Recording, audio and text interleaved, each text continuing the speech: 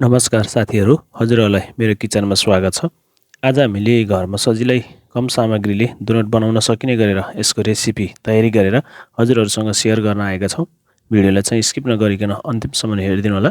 भिडियोलाई स्किप नगरिकन अन्तिमसम्म हेरिदिनु भयो भने हजुरहरूले सजिलै घरमा यसलाई बनाएर खान सक्नुहुन्छ। आउनुहोस् यसको सामग्रीबाट सुरु गरौँ। सुरुमा हामीलाई मनतातो दुध चाहिन्छ। हामीले यहाँ मनतातो दुध 2 कप लिएका छौँ। दुध चाहिँ मनतातो हुन एकदम आवश्यक छ। अब यसमा हामीले चिनी राख्छौँ। चिनीलाई चाहिँ हामीले घुल्ने गरेर राम्रोसँग फिट्नुपर्छ। त्यसपछि अब हामीले यसमा ड्राई इस्ट राख्न सकिन्छ। इस्ट चाहिँ हामीले सजिलै मार्केटमा किन्न सकिन्छ र यसलाई पनि हामीले राम्रोसँग मिक्स गर्छौँ। इस्ट पनि राम्रोसँग मिक्स भइसकेपछि अब हामीले 2 चम्चा जति यसमा मैदा लगाउँछौँ। मैदा चाहिँ माथिबाट यसरी स्प्रिङ्कल मात्र गर्नु होला, मैदा छर्काउनु मात्र होला र त्यसपछि हामीले यसलाई छोपेर करिब आधी घन्टा जति राख्नुपर्दछ। आधी घन्टापछि एकदम फुलेर आउँछ, हजुरहरूले देख्न सक्नुहुन्छ एकदम राम्रोसँग फुलेको छ। यसलाई अब हामीले मिक्स गर्छौँ। अब चाहिँ हामीले यसमा ओइल राख्छौँ। मैले चाहिँ कुकिङ ओइल राखेको छु। ओइलको ठाउँमा हामीले यसमा बटर पनि राख्न सक्छौँ। राखिसकेपछि यसलाई फिटेर हामीले थोरै यसमा नुन राख्छौँ। नुनलाई राखेर हामीले फेरि एकचोटि राम्रोसँग मिक्स गरेका छौँ। त्यसपछि हामीले यसमा फेरि फ्लोर राख्छौँ। फ्लोर राख्दै हामीले मिक्स गर्नुपर्दछ। हामीले एउटा सफ्ट डो बनाउनु पर्नेछ। हामीले चाहिँ 2 कप मिल्कमा हामीले 3 कप फ्लोर एड गर्छौँ र यसरी फ्लोर राख्दै हामीले एउटा सफ्ट डो तयारी गर्नेछौँ। अब चाहिँ मैले ह्यान्डले नै युज गरेर डो तयारी गर्न लागेको छु, हजुरहरूले देख्न सक्नुहुन्छ।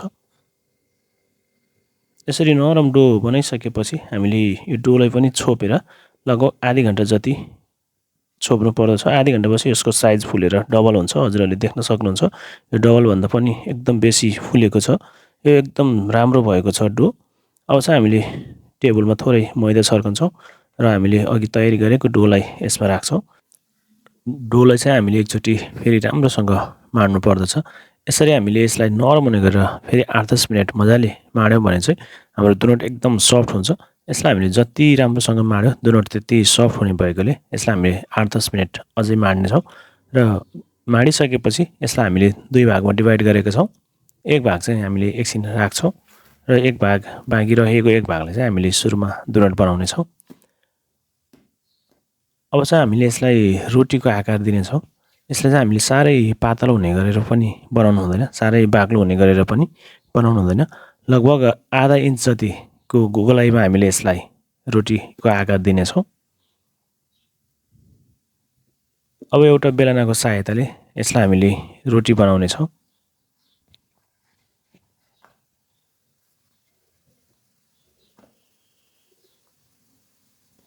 यसरी रोटीको आकार दिइसकेपछि चाहिँ यसलाई हामीले एउटा ग्लासको सहायताले काट्न गइरहेका छौँ। हजुरहरूले यसरी काट्न सक्नुहुन्छ। डोनटको यो बिचमा काट्नको लागि चाहिँ मैले एउटा फेरि सानो खालको बिर्को लिएको छु। बिर्कोको सहायताले यसरी हामीले सजिलै काट्न सक्छौँ। यसरी हामीले बाँकी रहेको पिठो चाहिँ फेरि यसरी निकाल्नेछौँ।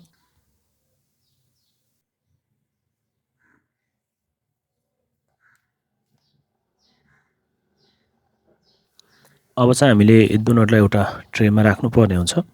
हामीले एक एक गरी सबै डोनटलाई बिस्तारै ट्रेमा राख्नेछौँ। अब चाहिँ एउटा ब्रसको सहायताले हाम्रो डोनटमाथि यसरी तेल लगाउनु होला। यसरी तेल लगाइसकेपछि हामीले यसलाई करिब आधी घन्टा जति फेरि छोपेर राख्नेछौँ। आधी घन्टापछि यसको साइज फेरि फुलेर डबल हुनेछ। अब चाहिँ डोनट फ्राई गर्नको लागि एकदम तयारी अवस्थामा छ। अब हामीले एउटा प्यानमा तेल राखेर हिट गरेका छौँ र बिस्तारै एक एक गरी सबै डोनटलाई यसमा हामीले फ्राई गर्नेछौँ। हामीले डोनट फ्राई गर्दा चाहिँ ग्यासको फ्लेम चाहिँ हामीले एकदम मिडियममा राख्नु पर्दछ र बिस्तारै हामीले यसलाई फ्राई गर्छौँ।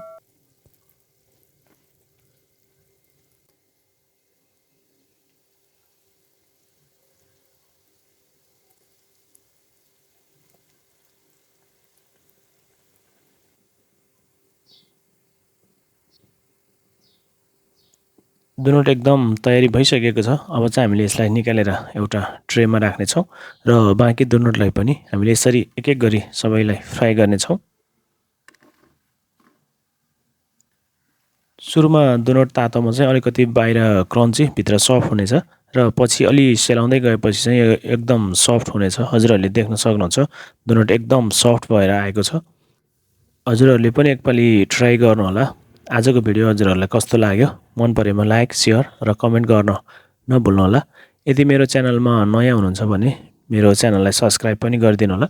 आगामी दिनमा पनि नयाँ भिडियो लिएर अवश्य उपस्थित हुनेछु। त्यतिन्जेलसम्मको लागि बिदा चाहन्छु। हस्त धन्यवाद। हजुरहरूको दिन शुभ रहोस्।